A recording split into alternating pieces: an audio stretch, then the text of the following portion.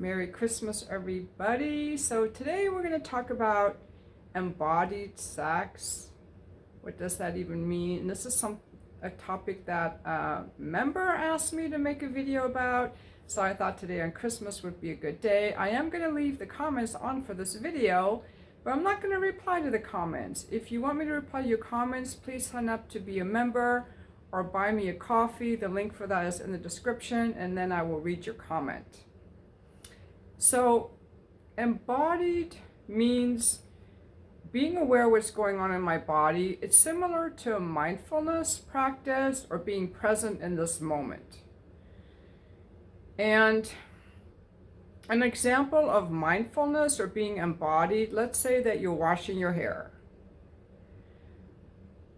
And while you're washing your hair, you're thinking about all the things you have to do after you're done washing your hair, so you're not embodied or present. If you're embodied or present, you will feel your hands on your scalp, you will feel the suds, you will feel the warmth of the water on you, you will feel your hair in your hands, like you're present and you're embodied. I first became aware of this a few years ago, especially listening to Eckhart Tolle, who talks a lot about being present in this moment. He actually has a video, if I can find it, I'll link it in the description, where he's making some tea. It's that kind of tea with the flower that opens gradually to the heat. It's this tea. And it takes several minutes, and it's the whole tea ritual of when you're heating, pouring the water into the carafe, waiting for it to boil, pouring it over the tea flower, watching it gradually open, and this whole time just being very present with your movements and the tea, very mindful, very present, as opposed to just pouring the tea while you're listening to the TV or have your headphones on or thinking about what to do next, as most of us tend to do. Most of us are not living in this moment, doing something, but then thinking of the next thing that has to be done. So that's kind of the first step, is like, let me just be with this activity that I'm doing right now and really be mindful of this thing that I'm doing right now. That's a spiritual practice. So I highly recommend listening to Eckhart Tolle. Another practice that kind of gets you more toward embodiment is to not think. And Eckhart Tolle gives really good examples of feeling or being.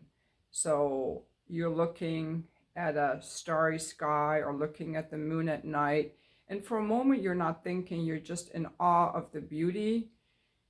If you were thinking about the moon, you'd think, okay, what, how much of a crescent is it? How far away is it? How much light is it giving off, versus just experiencing it and being with it and just feeling that sense of awe and just kind of getting lost and being one with the moon and with the beauty of nature. Another example would be like right now, if you were to just notice your hands, just feel your hands. You don't have to look at them. Or feel your feet. Don't look at this body part. Just be aware of your feet or the insides of your feet. So that's just bringing awareness to your body without being constantly in the head thinking. Okay, so with that as a prelude, let's talk about like being embodied. If you're curious about this, I highly recommend looking up somatic practitioners that can help you get more into your body. Although I think that exercising without headphones is a really good way to get into the body. That's what I do. I when I'm running or lifting weights or whatever, I don't have any headphones on. I'm just completely in my body, in my breathing, feeling my muscles, thinking about my form. I think people do that when they're exercising.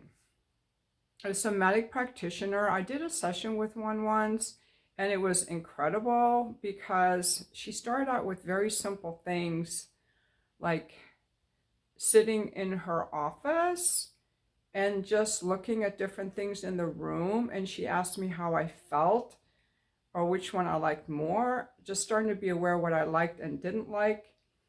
And then she had me sit in a chair. She stood on one side of me and asked me how that felt. And I kind of noticed how it felt having her sit on this side. And then she moved to the other side of me and I noticed how that felt different. Then she moved in front of me and she moved behind me and I noticed how that felt very different and what preference I had. It's very interesting. Then she asked if she could touch my hand and she touched my hand and all these feelings came up. It was incredible. That's just her just moving around the room in different spaces. And a lot of time I don't think we give ourselves time to think about that. So when we're sexually embodied, we're also noticing what feels good and what doesn't. I think this is why I'm so against porn. I think that in porn, where there are two people, a man and a woman, doing things, usually the man is doing things that the woman doesn't naturally like. She's performing. And so many women are, I think, having sex they don't like because they're in their mind performing, or they're in their mind rushing to speed themselves up to match the faster pace of the man. Now, in couples where the man is very attentive to the woman and they talk a lot about their experiences, those men are pretty good in bed because they've learned what the woman likes. But if a man is never with a woman who likes sex or speaks up for what she likes, or he simply doesn't care because he's emotionally walled off, or he's more like a predator type, he never learns, and these women will never enjoy sex. If you talk to a woman who doesn't enjoy sex, it's either because she was traumatized as a child or she's not embodied. So she's trying to perform, thinking what she saw in porn, or she's trying to please the man, thinking that if I just go along with what he likes, then I will please him, not realizing that a healthy man, which is most men in my opinion, they want to see the woman get naturally turned on. They get more turned on if the woman is turned on. And for that to happen, the woman has to be embodied. And this is the kind of sex I was having when I was seeing clients, and that I do with my sugar daddies, actually. I have to. I will make another video for the members where I go into a little bit more detail on that. But what I want to say is that typically for women, we have to get the guys to slow way down. We have to know what feels good and what doesn't feel good. And I think that a really good practice to start with that I do with my coaching clients, because I do coaching now for work. I have my Just for Fans and I have my coaching business. I have people do this exercise, which you can do. I'm just going to give it to you now. It's a 2-part exercise that men do with their penis and women do with their vulva and vagina. You can also do it with your asshole, or rosebud, as I like to call it. You write a letter to your body part that you're trying to get closer with, that you feel maybe alienated from. Because if you're having sex that you don't enjoy, you may be alienated from your body. So when I work with people, I have men write a letter to their penis, women write a letter to the vagina or the vulva, and you can write whatever you want. I don't ask the client to show me the letter. It's just a personal letter. Sometimes they want to read it to me, but it's really a letter for you to just write whatever you feel about that body part.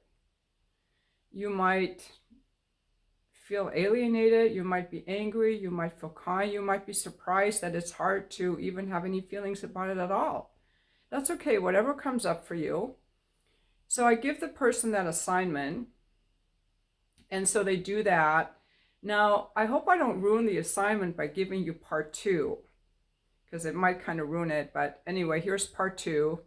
Once you've written that letter, and you tell me you've completed the assignment, then there is a second letter that you write. In that second letter, that body part writes to you. What does that body part want to say to you? So for the guys, what would your penis say to you? For the women, what will your vagina say to you? Or your vulva say to you? Or your rosebud say to you? You might find that there's a lot it has to say.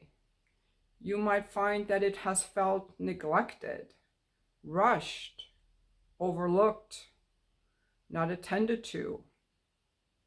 Men, you might find that it feels you've been too harsh on it, not appreciating it, wishing that it looked different, performed differently.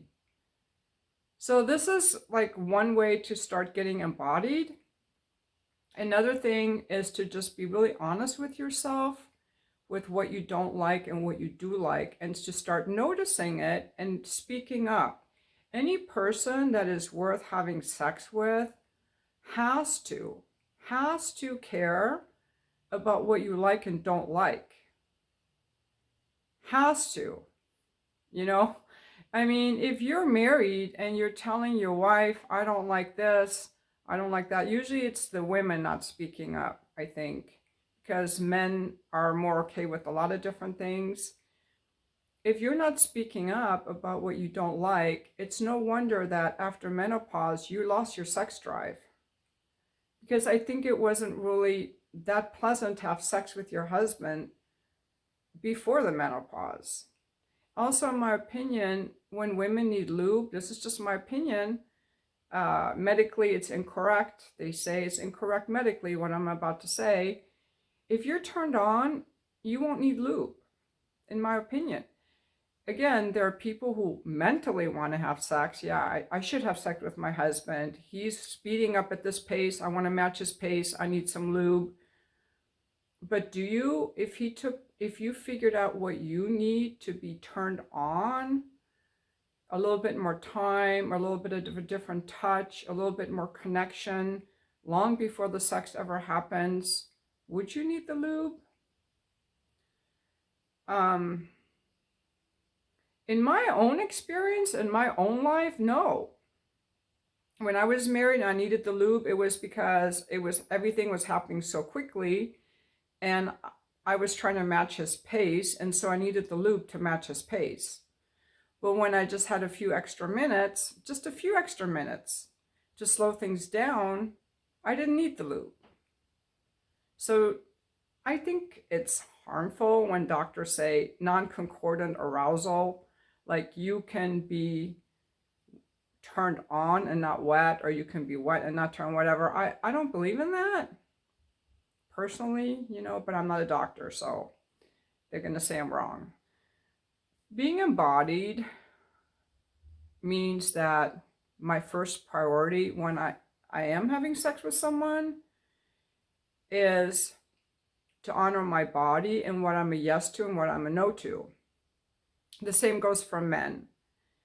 Let's use the example of prostate massage for men, because men also can be rushed. Men can also have the experience of bypassing their embodiment. Say that a man has once experienced a prostate massage, but he's never done it. Say he's a little bit nervous, but he's like, yeah, I want to try it. So he's like curious, he really wants to try it. But his body isn't quite ready because his body doesn't feel safe enough. He doesn't know the woman quite enough. He's a little bit unsure about having his ass touched. He's not quite relaxed enough. If he's not paying attention to his body and he just gives the woman permission to enter with a well-lubed finger, let's say, it's going to hurt. He's not going to like it. So even men make that mistake of not listening to their body. If they take time to relax, if he's warmed up, like some warmth on his rosebud first,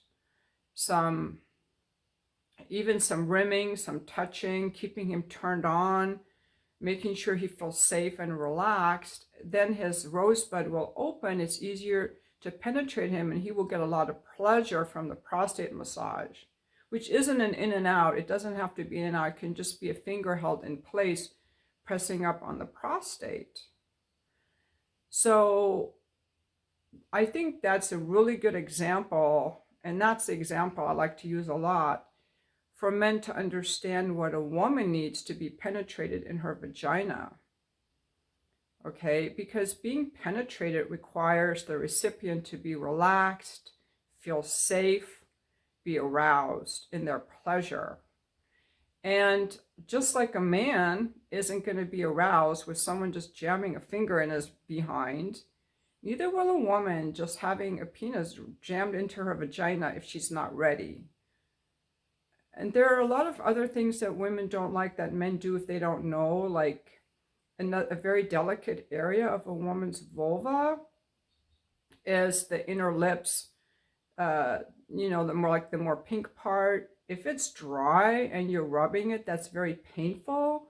And if a man doesn't know that, you're experiencing pain, but you're not saying anything. I should like what the man is doing. What's wrong with me for not liking what he's doing? Well, he doesn't know. You have to tell him. So those are some examples. And what can happen when women start shutting down, when they don't feel free to speak on their experience or what they don't like. You can lose your libido, because if sex doesn't feel good and you know it's not going to feel good, you expect it to not feel good. Why would you want to do it? Why would you want to do it? So if you've been abused as a child sexually, or the sex you're having with your boyfriend, husband, fiance doesn't feel good, why would you want to do it? Now, I think that some people have performative sex, like that Lily Phillips with the 100 guys. I don't think she was in her pleasure, but I think she was in her head, like, I made this commitment, I want to do it, I want to beat the world record, this is good for my content. So she has a goal in mind. Pleasure is not her goal.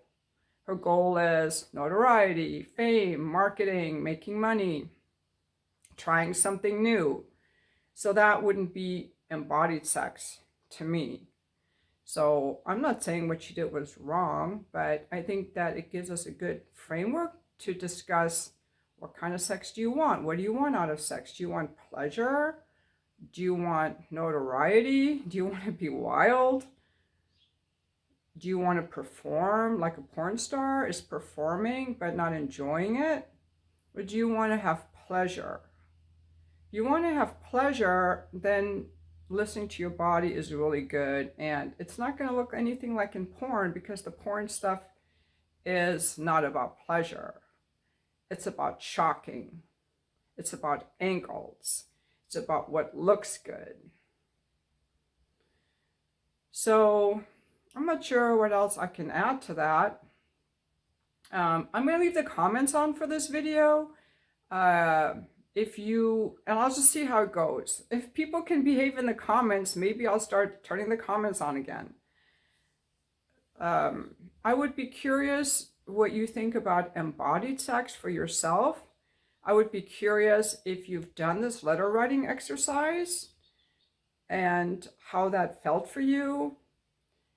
I would be curious about your own experience of being embodied in any part of your life. Yeah, so I think that today, because it's Christmas Day, I'll turn the comments on. If people can behave, I'll turn the comments on again, because I do like having the comments on. But I also have my own boundaries, my own embodied boundaries around wanting to be treated with respect. So let's see how it goes. Thank you so much for watching this video, and I might be back for the comments.